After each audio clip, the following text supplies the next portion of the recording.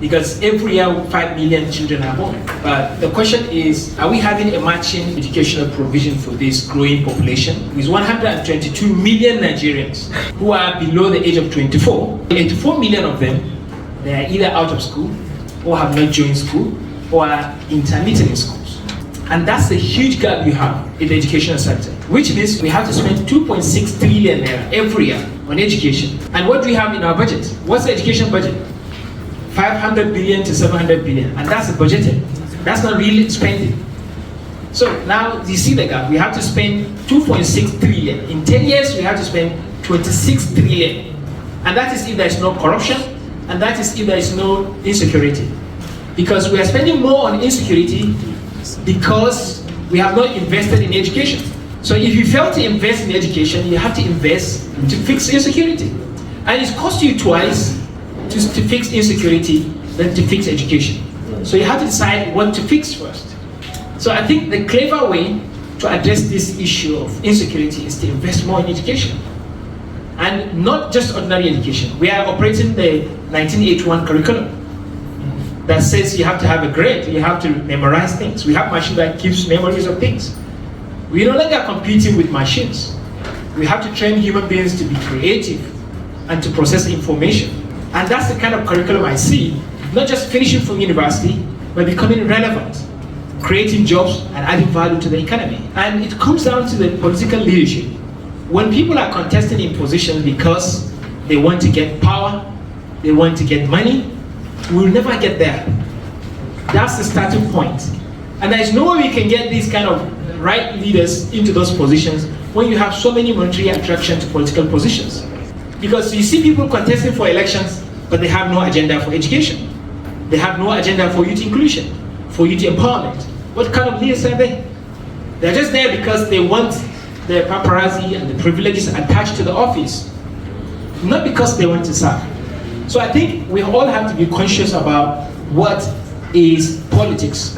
Young people should not participate in politics because we want power, because we want money. If we want money, what do? We go and invest in businesses. A lot of people would rather, in every democracy, the most valuable asset is the quality of its leadership. The challenge is that how do we build the quality leadership as a country? Because if you want to grow, if you want to develop as a country, you must develop the quality of your leadership. Because development is a product of quality leadership. That quality leadership is influenced by the political leadership. So who are the people who are our political leaders? And what are their motivations? Political leadership is like any other profession. You cannot risk recruiting people that don't have the skills. It's like you recruiting a medical doctor that does not have the medical skills.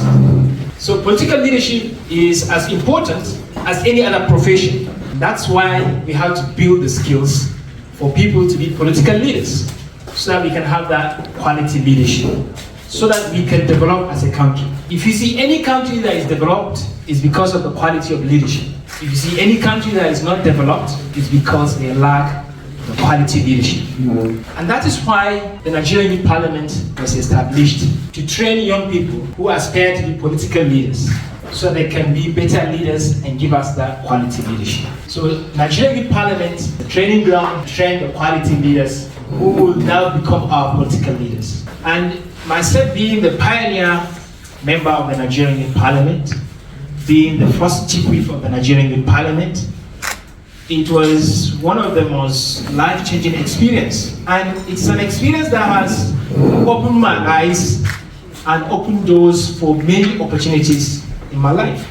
If you look at the members of Nigerian Parliament, they are not just equipped by the legislative experience, they are also equipped by the general leadership skills. So it has been instrumental for many young people's transformation. Myself is a perfect example of that transformation. From the Nigerian Youth Parliament, I got elected as the president of the Commonwealth Youth Council, leading 1.2 billion young people across 53 Commonwealth nations, worldwide, opportunity to travel around the world, meet leaders, make impact not only in Nigeria, but across countries around the world, in all the 6 continents we have.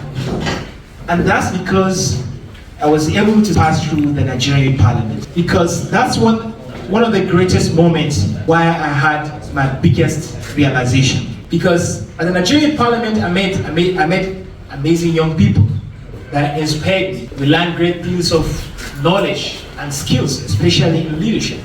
Not only myself, so many of my colleagues are doing very well in different spectrum of life, in leadership, in politics, in professional careers. A lot of them, it's too numerous to mention. And it's because of that experience, I was inspired to also engage in leadership training. As a university professor, I don't only teach at the university, I also engage young people, teaching them about leadership. And I've trained hundreds of young people.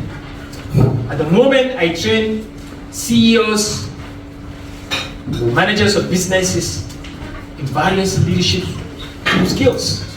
And that has taken me to so many countries just teaching leadership.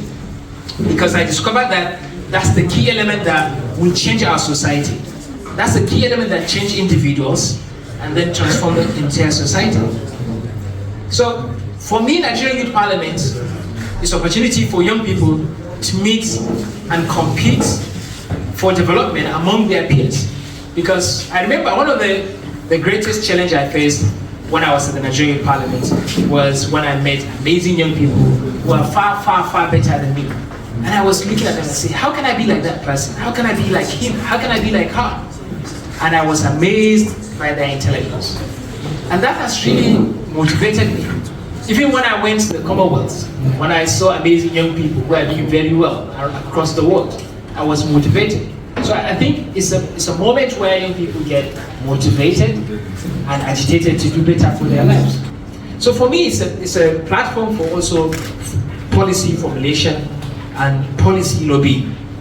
Because I remember during our time, we also passed so many bills on education, unemployment, or employment, and inclusion we talk about. So it's a platform where the policy makers, the government officials can tap in to get more ideas from young people, because there is nothing for the youth without the youth. And so for me, I think at the moment where we face critical issues as a country, we have so many security challenges, economic challenges as a country, it is time for the young people to step in, to be partners in addressing these problems.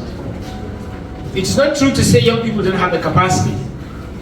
We have the capacity to do that. We have amazing young people who have had the experience of leadership from the Youth Parliament, the Youth Council, so many amazing platforms.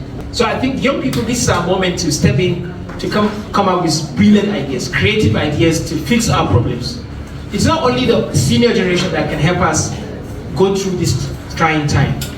We need young people to be on the top, to have equal voice, so that we can take this country out of this mess. And we have election around the corner. And I challenge young people to hold these politicians accountable. Meet these leaders and have a covenant with them. Sign some agreement with them. What are you coming to do? Why are you contesting this election? What do you have for us? And I encourage the Nigerian Youth Parliament to lead this process, to start meeting these politicians and see how we can agree on certain terms. What are you giving to the young people? And what are your plans to address issues young people are facing? I remember when I was nominated to contest at the Commonwealth Youth Council, there were 40 of us, 40 people contesting to be Commonwealth president. But it were only 4 of us that were shortlisted. We went into the election. We went to Sri Lanka. That's where the election took place. And I contested alongside a British girl, and other young girls and amazing young people out there. But we are lucky. We won with landslides.